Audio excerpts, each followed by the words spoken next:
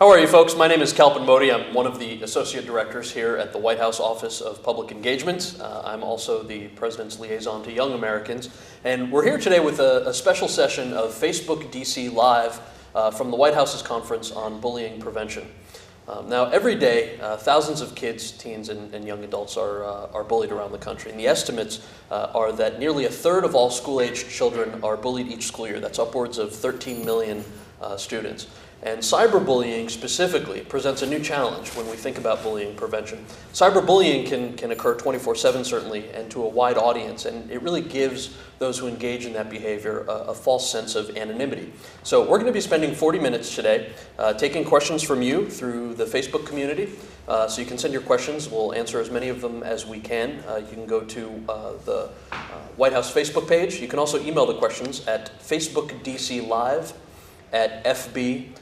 Now I'm going to get started by introducing our panelists, and then we'll jump right in. I'm going to read so I don't get anyone's titles wrong. But to my right is Joe Sullivan. Joe is Facebook Chief Security Officer, and he's a former federal prosecutor, founding member of the Justice Department's Computer Hacking and Intellectual Properties Units, and he oversees safety and security of Facebook's more than 500 million active users.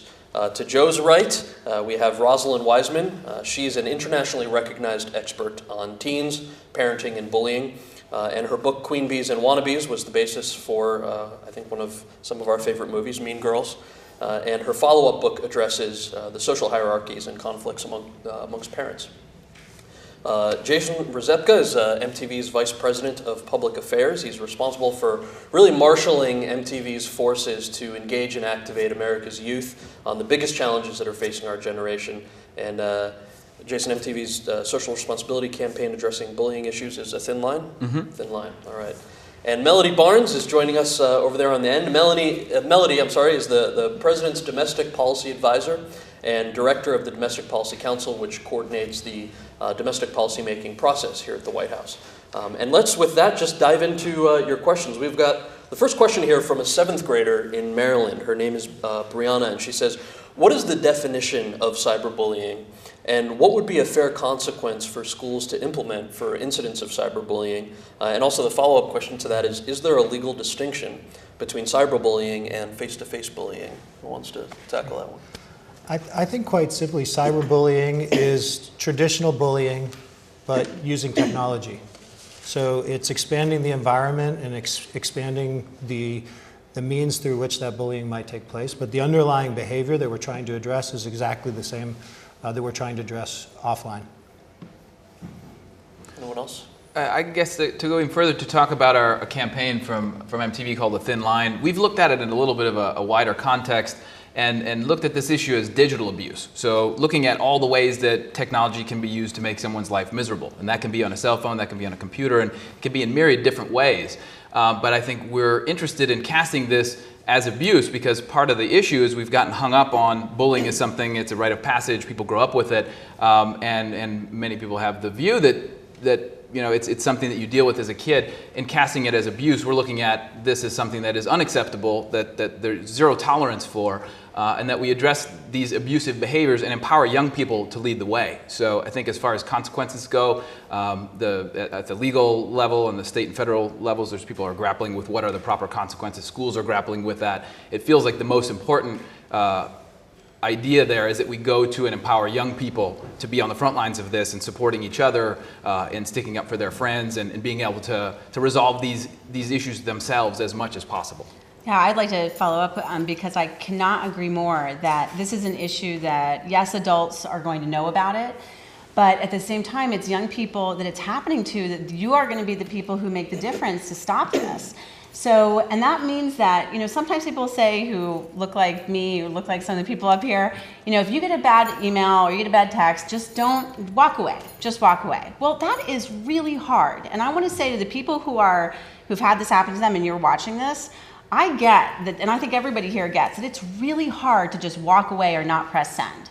And it is really tempting because you feel like somebody has done something horrible to you and you feel like you want to get back at them or you want to find out why they're doing this to you.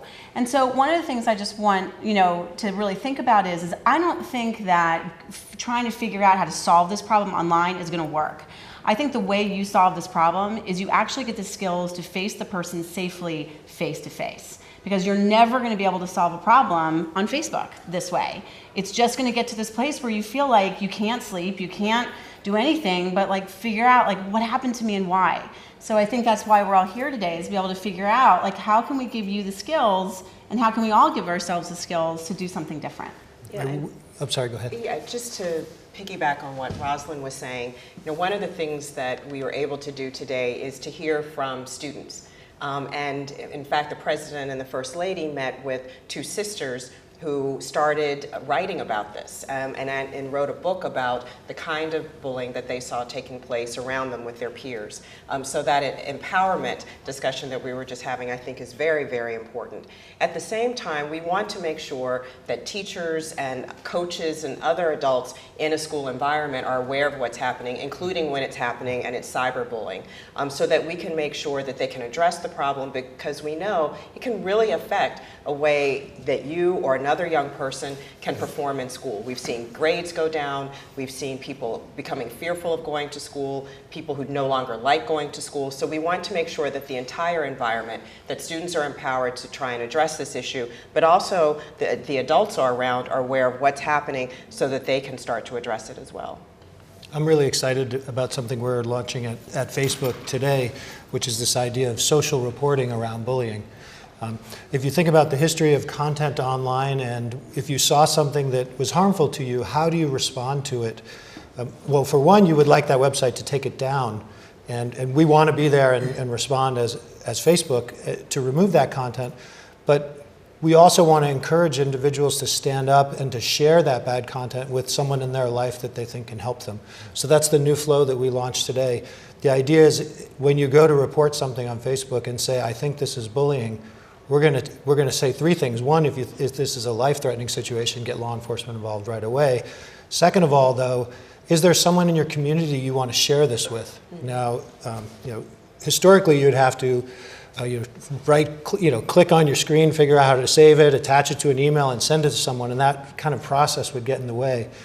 Now you'll be able to, with just entering their email address or their Facebook ID, send that content over to them. On the other side, we're also challenging the person who posted it. Instead of us just removing the content and sending you a note saying, I've removed that, we Facebook took down something you posted, we're actually going to send you a message that shows you your own words and say, do you want to take this down? Challenge you to think about what you posted. And we've done some testing already, but we're very excited to see where it will go, how communities will respond, and we're really grateful to the advice that we've gotten from the experts, and we're going to need to continue to get as we kind of create even further social engagement on these issues. So some of the trends we're hearing is obviously prevention, raising awareness, some of the great work that the administration's doing, Melody, that you've been working on, and then a lot of the solutions. And Jason talked about empowerment of young people and kind of what kids can do themselves. So we've got a question from a fourth grade class in Chicago who's joining us right now. And they're asking, what behaviors actually define bullying? And the follow-up to that is that sometimes we get confused about how mean or playful behaviors can become bullying. Yeah, I'd like to address that. I think that, let's look at it this way. Conflict is inevitable among people. You are going to have conflict. And you need to know, every human being needs to know how, no matter how old they are, how to be able to speak when you're intimidated or you feel like you're about to lose your words or someone is just coming at you with a lot of words. The other part that's also unfortunately inevitable is that abuse of power in a conflict is inevitable. Somebody is, at some point in your life, even by fourth grade, you're going to have a situation where somebody does something to you that makes you feel small. And if you take the word bullying and you sort of strip it away of what it really is about, what it really is about is someone saying to you, you don't have the right to speak. You don't have the right to speak because you're a different skin color than me. You look differently than I do. You are just somebody that I don't think of as equal to me. So I have the right to degrade you. I have the right to ridicule you. I have the right to do something online and think it's funny, but it's ridiculing or humiliating to you, and then share it with everybody else. Those are things that's what bullying looks like.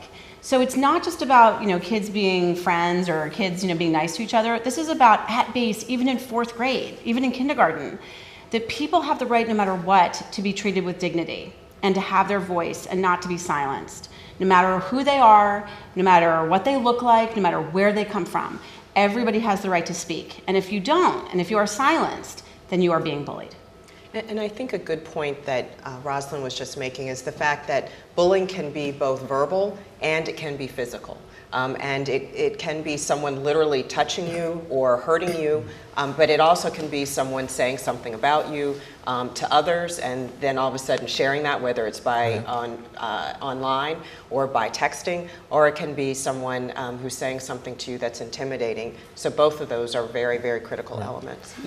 From the standpoint of, I think the questioner was how do I make sure that my communications are not bullying? I think the president made a very important point this morning in the dialogue about remembering the golden rule. Think about if you were at the other side of the comments that you're about to make, the actions you're about to take, and kind of flip things around before you act. I think before you act is a really good starting point. This has been a really important topic for us to inform the campaign, and even the campaign name, A Thin Line, reflects the fact that there's a thin line between innocent and inappropriate. So there's a thin line between words and wounds. There's things that you may express that you don't mean in a mean-spirited way, but because of the dynamics of the internet and online, where things can quickly accelerate and be magnified, that something that starts out innocent can very easily become hurtful and harmful. And so what we've tried to do is not necessarily give rules to young people to say, like, this is right and this is wrong, but to empower them to come to that conclusion themselves. Where are you going to draw your line between digital use and digital abuse? We have an app that we've created called Over the Line that actually is exactly a place to have this conversation, where we're asking young people to upload examples of digital drama. So like where you have experienced something, or where you've maybe sent a message that you felt went too far, and then asking a community of young people to weigh in and say, did this cross the line? Did this go over the line? And again, I think taking it back to those ways that we can support America's youth in coming to these conclusions themselves, making these decisions themselves, feels like there will be a long-term great benefit to that. So I just wanted to add one thing, which is that, I work with a lot of different kids who are targets, bystanders, bullies. It's really rare for bullies to think that they are bullying. They often think that they are in the right, that something happened to them or somebody did something to them that is justifying what they did. So they don't feel insecure. They don't feel like, they wake up and go, wow, I'm a really mean person. They think that they are in the right. And so one of the things I would ask, based on, what my panelists are talking about, is when something bad happens to you, or when you get frustrated, when you get angry at somebody, and it's that stepping over the line, the question to ask yourself is, am I treating this person with dignity when it's hard? It's easy to treat people with dignity when it's easy and you like people. But when people do something that's mean to you, or you perceive it to be wrong, that is the moment when really your dignity matters, and that you have to treat people this way. Otherwise, it doesn't work, right? It has to be the case where what your values are enforced and they're enacted when you really maybe don't want to, and you want to go over the line. But you decide and you look at yourself and you say, wait a minute, this isn't right. This is hard. I'm going to take ownership when it's hard. And I think that's really when it counts, and when you are mindful and in control of your own behavior. So we're getting a couple of questions here that deal with sort of folks who are looking for guidance on some of the actionable items. So what can they actually do? And I'm going to read a couple of them because there are quite a few that are coming in. One is, when my daughter was the victim of cyberbullying in 7th grade, I was told that nothing could be done because the kids were minors. So what can be done to strengthen laws to protect kids and hold their parents responsible? Similarly, we have a question here. Some girls started a gay and lesbian alliance club at my granddaughter's high school, and now they're being bullied. There's been coverage on the local news by one of the girls telling her story, but she's saying that the school is not helping her. So what can we do to help? And then a question about, or a comment rather, not a lot of children who are bullied are brave enough or capable of reaching out to help somebody because they're too concerned of getting hurt themselves. So those are sort of the issues that folks are looking for guidance on. Do you guys have any responses to that? Sure. Well, first of all, one of the things we want to make sure and to encourage students to do is to go to an adult in the school environment. Go to a teacher, talk to your coach, the principal, the assistant principal, the guidance counselor, and let them know what's happening to you or what may be happening to a peer. And those adults should be able to and ready to receive that information. You know, one of the things that Secretary Arne Duncan did, and he's Secretary of Education here at the Department of Education, is that he and the department are providing technical assistance to local communities as they think about their laws and ways to strengthen their laws as communities want to take this issue on. And the department also issued guidance in the form of a Dear Colleague letter to school systems to let teachers and other adults know about the responsibilities they have, because we want to make sure that you and your peers are feeling safe in your classrooms. There was a lot of questions there. Could you say them again? There were, sure, yeah. So that was actually great guidance, I think, for the folks that were looking on, for what to do if you're being bullied. I think the other one was a bit more legal, which was that some folks were being told that there was nothing that could be done because the kids were minors. You know, especially for you, I think you've worked in the law enforcement side of that. Is there validity to that? I think more than 40 of the 50 states have have bullying laws on the books. But one of the questions we have to ask ourselves is, do we think that law enforcement should be injecting into these situations? Sometimes the answer is yes. Probably the vast majority of the time the answer is no. And that there's more of an opportunity for school leaders and parents and the rest of the community to play an important role here. I really like the way the work Rosalind has done around the role of the bystander, and to me that just as working at a place where we think about bringing people together and connecting, the idea that the observer who laughs is a facilitator of the bad conduct, but the observer who stands up and walks away or raises their concerns, even indirectly later. There's so many opportunities for us as a society to challenge the bystanders or encourage the bystander to be a good Samaritan. Right. And there's one thing I do want to clarify, though. When Secretary Duncan and the Department of Education sent this Dear Colleague letter to school systems, it was to inform the adults in the education environment, teachers and school leaders, principals, assistant principals, about their obligation to address this issue. Because we know that it can really undermine someone's ability to learn in school. So this moves away from the new laws and the laws that the states may have passed to saying to teachers and others, these are the things that you are responsible for in your classroom to make sure that students are safe and able to learn. I'd like to give the students and the kids and young people and the teachers watching this my suggestions about how to address these issues that you're raising. So if you're thinking about reporting, and the way I define reporting versus snitching is you want to make the problem bigger and more public. And reporting is you actually want to solve the problem. Mm-hmm. And so if you think about that and you think about, well, I want to go talk to an adult. Well, I want you to think about who is the best adult, because unfortunately, with what's going on in schools nowadays, entire counseling departments are getting wiped out. School resource officers, they're a half of what they used to be. And so one of the things that I want you to think about if you're a kid watching this is, okay, if I want to report this, what are the 3 characteristics that I want to have in an adult that I go talk to? Do I want that person to listen to me and not be judgmental, not freak out on me? Do I want him or her, do I want him to really be able to think through with me how to solve the problem? So I want you to think about what are the 3 qualities that you're looking for in this ally? And then I want you to think about who is the person in your school that can be this ally for you. So you go there with already a defined list of what you need. And I also want you to think about, it is not weak to ask for help from an adult. I know that it's this feeling of I want to be able to handle this on my own. But you know what? Sometimes every one of us, I bet at this table, has been in a situation where it's just too big to solve on your own. So you have to be, it's not weak. It's not weak to ask for help. And for the adults listening to this, I think what's most important is if a kid comes to you, you don't have to be the counselor. But what I would suggest you say is 3 things. You say, I'm really sorry this happened to you. Thank you for telling me. And together we're going to think this through. And I'm going to be there with you every step of the way. That's great advice. Just a reminder, if folks are joining us now, you can email your questions to facebookdclive@fb.com. And this next series of questions, again, following some of the trends here, Jasmine is asking, why do kids bully in the first place? And why do bullied kids do the things that they do to take revenge? I just talked, so I think.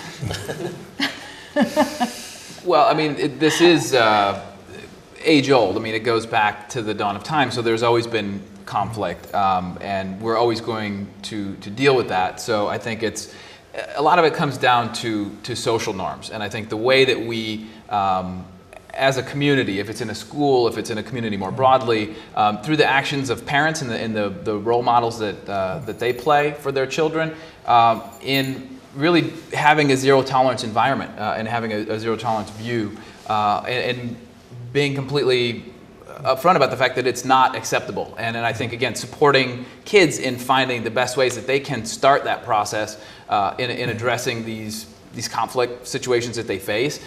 We've heard many instances where a parent finds out and they immediately want to go and confront the other child's parents, and in many instances that can make it much worse. So I think there's levels of escalation where we start with supporting young people and resolving these issues on the front lines and having the best decision-making skills possible and supporting them in that growth. And then there are critical thresholds we hit where it has to be escalated to administrators and all the way to police and local law enforcement when it gets to that level. So certainly the trends of dealing with anything online raise issues of privacy. And we have a couple of questions here, I think most strongly indicated by Kathy McKenzie's question. She asks, it seems like texting and Facebook gives bullies the chance to publish hateful words and name calling and make them more widely known than bullying done in person. At the same time, it seems like that should make it easier to detect. What tips do you have to help teachers and parents spot cyberbullying without invading a child's privacy? I have very, my opinions about this are changing, so I want to hear what everybody else has to say first. So I've spent a lot of time talking to parents and teens about Facebook and how parents and teens should interact on Facebook. And the number one question I get from parents is, should I become friends with my teen on Facebook? And then Trustee, a third-party organization that does surveys around online trust, recently came out with some study results, and they interviewed thousands and thousands of teens, and what they reported back was that 86% whose parents were on Facebook had become Facebook friends. That really reinforced for me the idea that parents were engaging with their teens on Facebook, and was exactly the kind of message I wanted to hear. And I think that parenting is an individual. There are many individual decisions that go into parenting that, I'm a parent and I choose to do certain things one way that my next door neighbor does very differently, and both are okay. And the same thing with parental engagement with their teens online. I know with my kids, I have different levels of trust in different environments, and with one, I might tell her that I need to have your Facebook password, and another I might tell her, I just want to be Facebook friends, and another I might tell, I want to talk to you every time you go online. But that's based on the parental decision and dialogue, and seeing that parents and teens are friends on Facebook is really encouraging, because one thing from our earlier discussion, we really need parents to understand the technology. You cannot give good advice and be supportive if you're talking about something you're not familiar with. We all think about, when my kids were 2, I explained about stepping off the curb onto the street, and when they're older, I taught them how to put their own seatbelt on, and when they get older, I'm going to let them drive a car. And so at different stages, I've been imposing different safety standards on them and having a dialogue that layers on, and for parents, that's really important around the online environment. I have a thought that I've been thinking about this. I changed my mind about some of these things, about my advice, because I really think about stuff and I change my mind and I think, so for example, 3 years ago, I thought that firewalls at schools were a great idea to block things so people couldn't get on, Facebook during the school day so they could focus, or any of the YouTube, things like that. But now I think that ever since everybody has phones, 85% of kids, I believe, have phones, and most of them have the Facebook app on their phone. Then if they're going to abuse it, they're going to be doing it with their phone, and then the counselor can't get online at the school because it's blocked, right?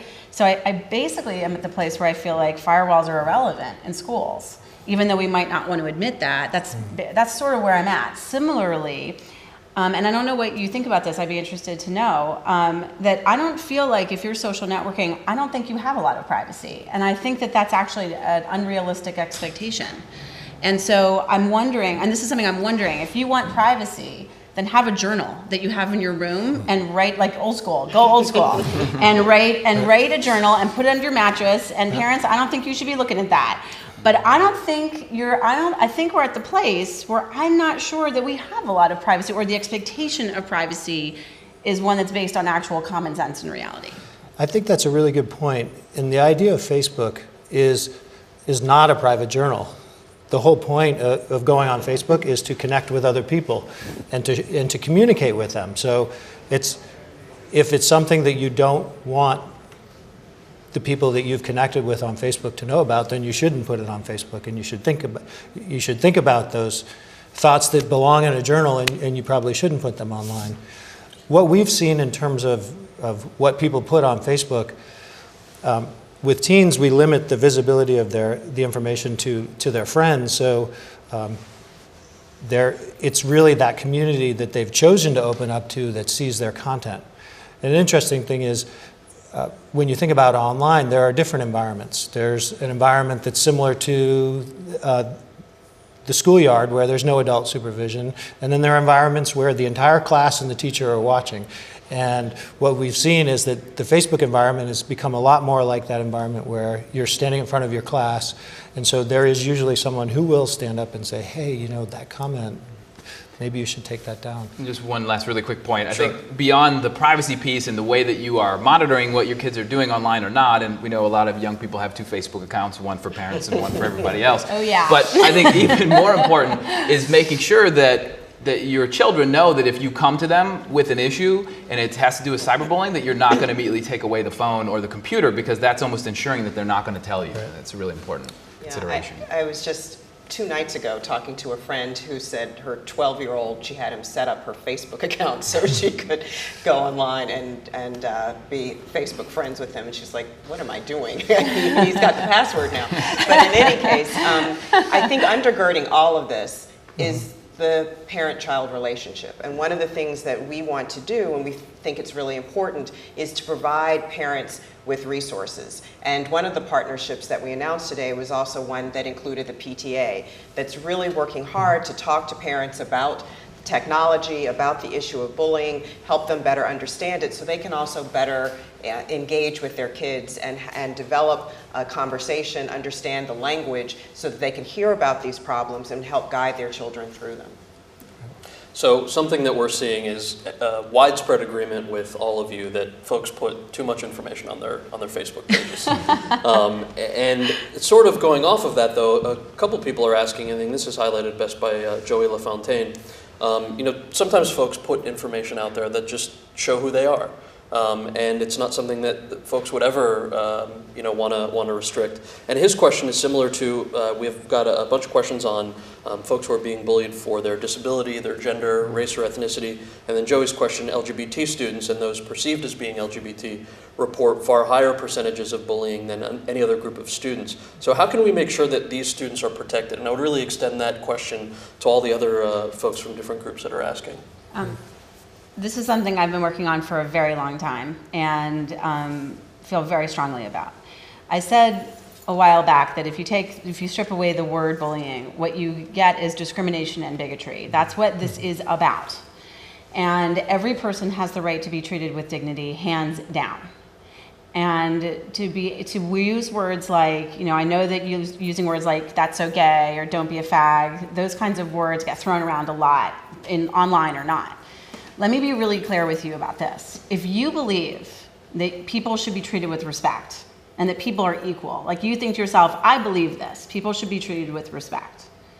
If you are using words like gay and fag and other words like that to put people down, that is hypocritical. And it's not just that, oh, it's just what we say. Because one of the things that I really want young people to do is, if you're using that word to put people down, then you are part of degrading people. And so it's not just a word, and it's not just what we do. And it's, not just, you know, we just do this, but I know you guys are really upset about this, you're older than us. We gotta be really clear, and you've gotta look in the mirror about what you really feel about what you stand for. And so to say these words in the LGBTQ community, or to be black or Hispanic or whatever it is that you are, or learning disabled or learning different, or you have physical differences, anything like that, you always have to remember that you have the right to be treated with dignity, and anybody who participates in degrading people based on this, you really have to look at yourself in the mirror and say, do I really believe that it is okay to degrade people? Mm-hmm. And have the courage to ask yourself that question.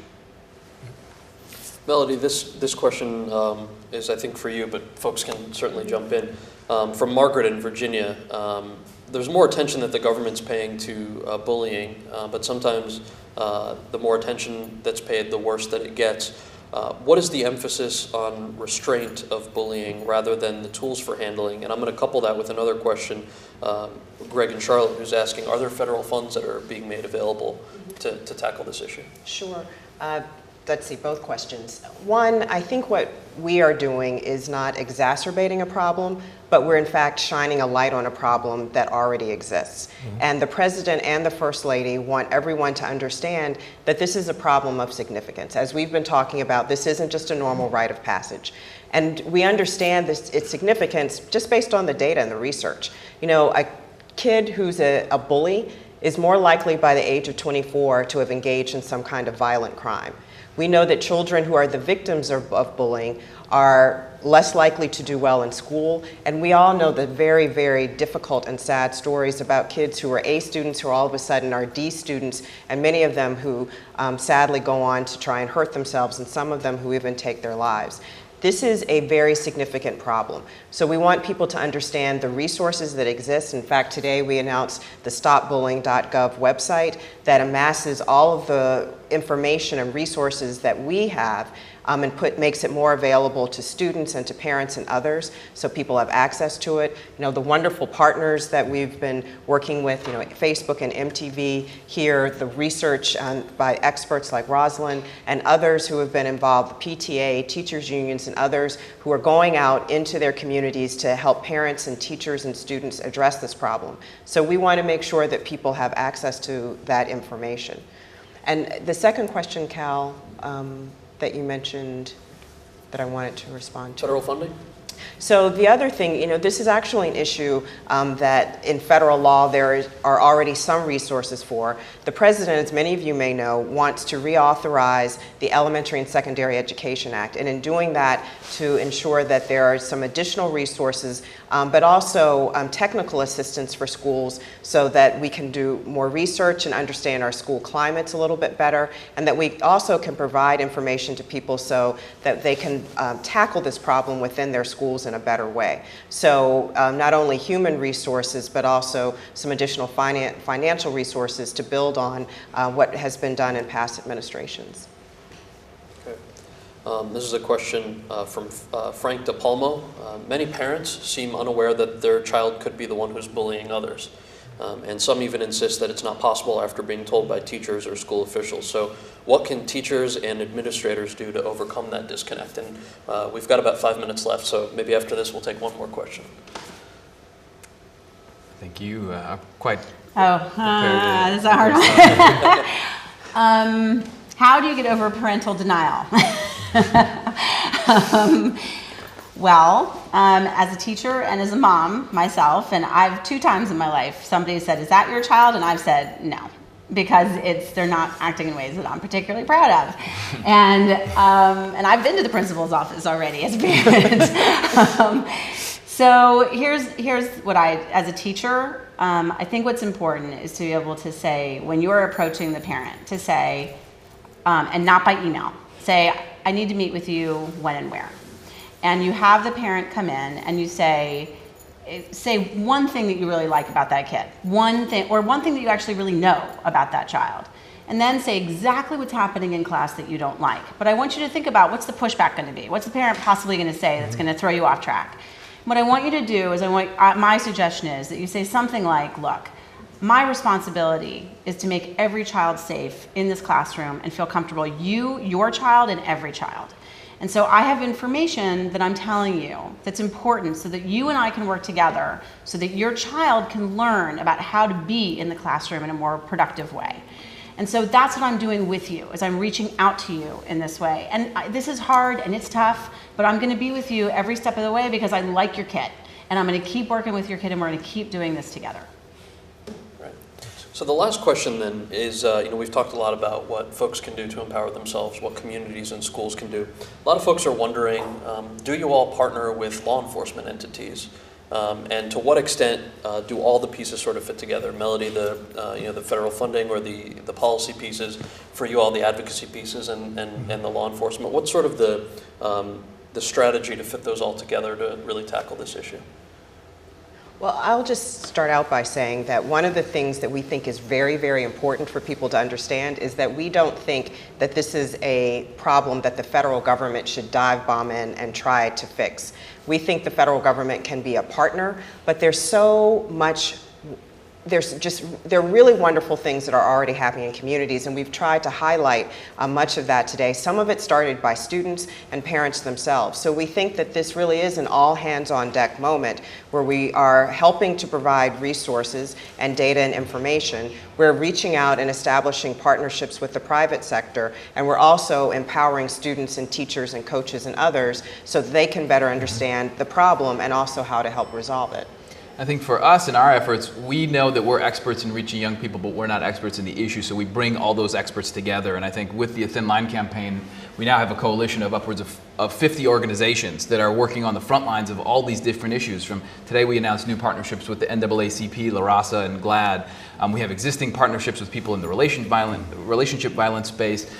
We work with experts in bullying. We work with teachers, people like Common Sense Media, where we can be a rally point to bring all that expertise together and look at these whole community approaches. And I would say, more than anything, that an ounce of prevention is worth a pound of cure. So I think we're really interested in the ways that we can educate and empower young people through the classroom, through our television network, through our website, on Facebook and elsewhere, and address these issues before they really reach that critical mass and that critical tipping point, and where we're really shaping positive social norms that say that this is unacceptable behavior. And I'm taking responsibility to play a role in making sure that it doesn't manifest, it doesn't play out. What I've been doing is working a lot with district attorneys around the country. Just recently I worked in Essex County, Massachusetts with District Attorney John Blodgett. And also I've worked with another district attorney in Massachusetts, Gerald Leone. And I think district attorneys around the country are actually on the forefront of these issues and are able, if any of them are watching right now, are able to bring people together, everybody together in very substantive ways in their communities, from school resource officers, counselors, school administrators.